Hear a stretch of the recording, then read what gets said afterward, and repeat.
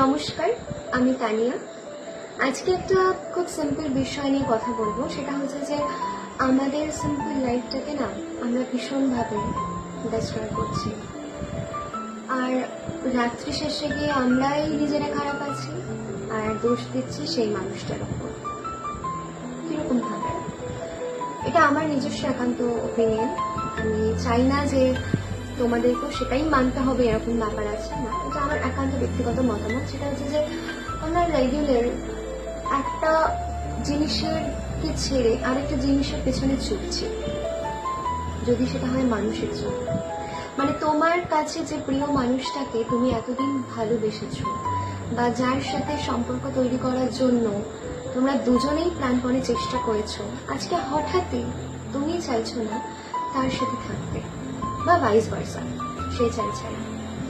আচ্ছা, একবার নিজের কাছে প্রশ্ন করে দেখো তো, যে মানুষটার জন্য এতটা দিন তোমাদের দুজনের মধ্যে সে ব্যাপারটা ছিল, আজকে হঠাৎ কোথায় গেল?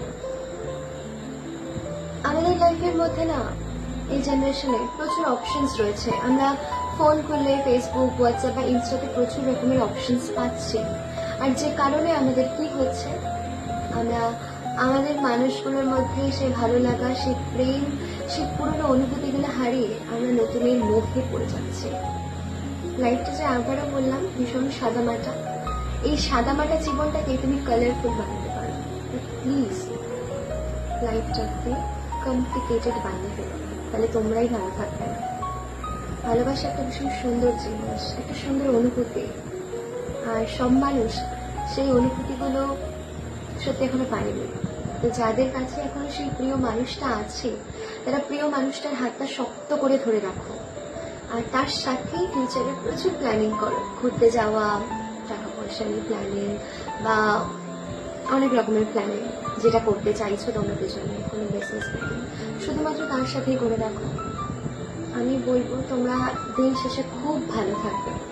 সেই মানুষটারই প্রেমে পড়ে নতুন নতুন ভাবে সিনেমা দেখতে যাও, বা তোমরা পুরোনো দিনে যে জিনিসগুলো করতে, একসাথে কোনো গান শোনা, বা ক্যাফেটেরিয়াতে একটু ঘুরতে যাওয়া, গঙ্গার পাড়ে চা খাওয়া, বা একটু ভোর ভোর একদিন দেখা করো, সকাল সকাল বৃষ্টি পড়ছে এরকম সময়, মাটির ঘরে চা খাও। তো চেষ্টা করো জীবনটাকে সুন্দরভাবে একটু ভালোবাসাময় বানিয়ে নেওয়ার, তাহলে দেখবে তোমরা খুব ভালো থাকবে। নমস্কার।